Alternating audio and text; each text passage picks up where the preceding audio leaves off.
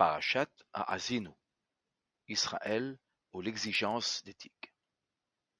Je vois Israël, et peu importe si on le dit, comme l'un des grands avant-postes de la démocratie dans le monde, et un merveilleux exemple de ce qui peut être fait, comment une terre désertique peut presque être transformée en une oasis de fraternité et de démocratie. La paix pour Israël signifie la sécurité, et cette sécurité doit être une réalité.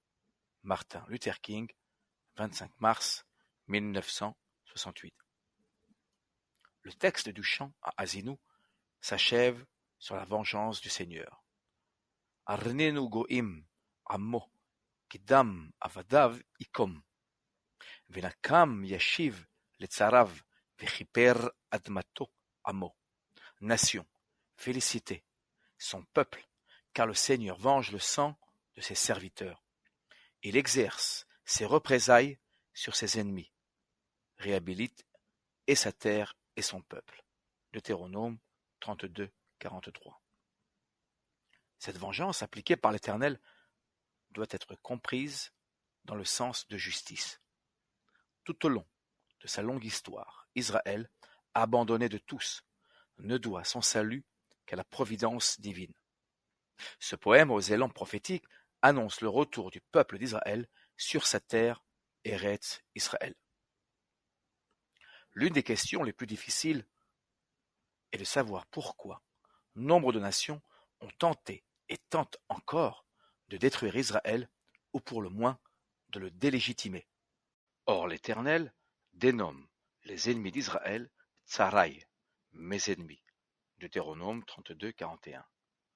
Autrement dit, selon l'Éternel, toutes les nations se tournant contre Israël ont pour dessein de le combattre.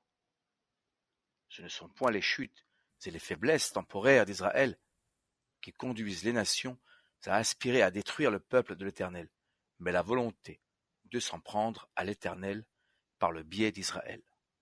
Pourtant, ces mêmes nations n'affirment-elles donc point leur fidélité envers l'Éternel, leur zèle pour l'Éternel? Il semble qu'au contraire, plus certaines nations combattent violemment contre Israël, plus elles ont l'impression d'agir pour la gloire de l'Éternel. N'ont-elles point inventé le terme de guerre sainte, exprimant toute leur vanité? Pourtant, l'Éternel l'affirme à plusieurs reprises dans tout le Tanakh, Bible hébraïque. Ki cho amar Adonai Tsevaot, achar kavod, shelachani el agoim, asholelim etchem, ki anogea bachem, nogea bevavat eino. Oui, ainsi parle l'Éternel des armées. À la poursuite de l'honneur, il m'a envoyé vers les peuples qui vous nient, car quiconque vous touche, touche à la prunelle de ses yeux. Zacharie 2,12. Cette volonté d'éradiquer toute race divine en portant atteinte à la présence des Hébreux s'exprime indirectement par cette injonction de l'Éternel. Nekom nikmat bene Israël me'et amidianim ahar te'asef el amecha וידבר משה אל העם לאמור החלצו מאיתכם אנשים לצבא ויהיו על מדיין לתת נקמת אדוני במדיין. Exerce sur les Médianites la vengeance due aux enfants d'Israël, après quoi tu seras réuni à tes pères. Et Moïse parla ainsi au peuple, qu'un certain nombre d'entre vous s'apprêtent à combattre. Ils marcheront contre Midian pour exercer sur lui la vengeance de l'Éternel. Nombre 31, 2, 3. Alors même que l'Éternel, s'adressant à Moïse, l'enjoint de combattre les Midianites pour venger les fils d'Israël, ce dernier, transmettant les paroles de l'Éternel aux Hébreux, renverse la parole divine en évoquant la vengeance de l'Éternel. Moïse comprend que toutes les guerres menées par l'ennemi contre Israël visent à éradiquer le nom divin, plus exactement le tétragramme. Le grand commentateur Rashi explique sur ce dernier verset: Nikmat Hashem, she'aomed keneged Israël, ke'illu omed keneged Akadosh Baruch Hu. La vengeance de Hachem, car celui qui se dresse contre Israël est comme s'il se dressait contre le Saint béni soit-il. Que recherchent les nations en tentant de porter atteinte au tétragramme, au nom divin? Le tétragramme, les 4 lettres du nom divin, renferment le code éthique du peuple d'Israël, auquel il incombe de transmettre le message au monde entier. Le tétragramme est mentionné lors de l'élection d'Abraham qui, appelé à devenir le premier patriarche d'Israël et le père de toutes les familles de la terre, aura pour vocation d'ordonner à ses descendants d'observer la voie de l'Éternel en pratiquant la justice et le droit. Genèse 18-19. Le tétragramme ouvre également le don des 10 paroles.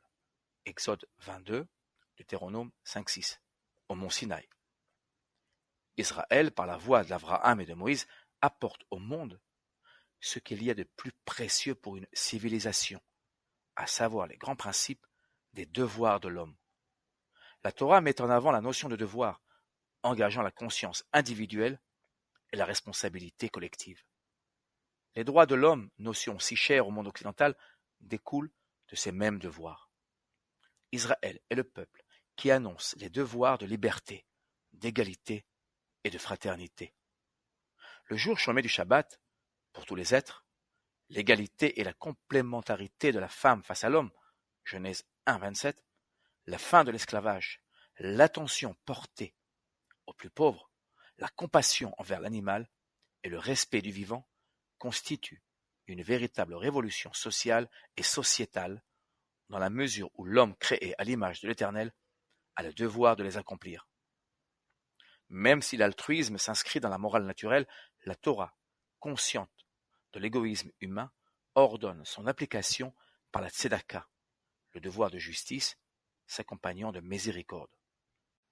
Rappelons que si Pharaon refuse, d'un ton méprisant, de reconnaître le tétragramme, Exode 5-2, Amalek, quant à lui, tente d'en briser l'unité, Exode 17-16. Tous les grands empires du passé, comme les totalitarismes du présent, sur le modèle de l'Iran des ayatollahs, refusent à Israël le droit d'existence, car il porte le tétragramme en son sein. Vera'u kol ammei haaretz, ki shem Adonai nikra alecha, veyare'u mimeka. Et tous les peuples de la terre verront que le nom de l'Éternel est associé au tien, et ils te craindront. Deutéronome 28-10. D'une certaine manière, leur zèle pour l'Éternel les aveugle, au point qu'ils sont impuissants à constater et à admettre le lien puissant et indestructible qui unit l'Éternel à Israël, et ce, par jalousie, comme, en leur temps, Caïn jalousa Abel au point de le tuer. Ces nations ne réalisent point que, si Israël est le fils choisi, chaque nation a sa place de choix auprès de l'Éternel. Minfol oivecha, al tismach, ovikashlu, al yagel libecha, pen ir'e Adonai, ve'ra be'enav, ve'eshiv me'alav apo. Lorsque ton ennemi tombe, ne te réjouis point. S'il succombe, que ton cœur ne jubile pas. L'Éternel verrait cela de mauvais œil, et il détournerait de lui sa colère. Proverbe 24, 17, 18. C'est ce que veut signifier le Talmud. S'il faut lutter contre ses ennemis, on ne doit point se réjouir de leur perte. Ve'amar Rabbi Yochanan, maï dichtiv, ve'lo karav ze el ze kol alayla, Shemot Yud-Dalet Kaf. ביקשו מלאכי השרת לומר שירה, אמר הקדוש ברוך הוא, מעשה ידיי טובעים בים ואתם אומרים שירה? תלמוד בבלי, מגילה, י' ב'. Rabbi Yochanan dit, qu'a-t-il écrit? De toute la nuit, les uns n'approchèrent point des autres. Exode 14, 20. Les anges du service ont demandé à chanter un chant de louange. Le Saint béni soit-il dit, l'œuvre de mes mains se noie, et vous voulez chanter un chant de louange? Talmud de Babylone, traité Megillah 10b. C'est parce que le peuple juif, dans son ensemble, a toujours cru en l'Éternel qu'il doit en souffrir. Ki alecha oragnu chol hayom, nirshavnu ketson tifha. Mais pour toi, Éternel, nous sommes tués chaque jour. On nous considère comme des brebis destinées à l'abattoir. Psaume 44, 23. Rabbi Lord Jonathan Sacks enseigne. C'est le sens de Hachem, le nom du tétragramme, le Dieu qui intervient dans l'histoire. Comme Judas Lévi le souligne, les 10 commandements ne commencent pas par les mots « Je suis l'Éternel ton Dieu qui a créé le ciel et la terre », mais « Je suis l'Éternel ton Dieu qui t'ai fait sortir d'Égypte de la maison d'esclavage ». Elohim est Dieu, tel que nous le rencontrons dans la nature et la création, mais Hachem, le tétragramme, est Dieu, tel que révélé dans l'histoire, dans la libération des Israélites de l'esclavage et de l'Égypte. The God who acts in history. Vaera, 5779. Loulé Adonai shehaya lanu, bekum alenu adam, azay haim belaunu, baharot apam banu. Si l'Éternel n'avait été avec nous quand tout le monde se levait contre nous, il nous aurait avalé tout vivant dans le feu de leur colère contre nous. Psaume 124, 2 et 3. Toda Rabba, Shabbat Shalom, Chaim Wisman.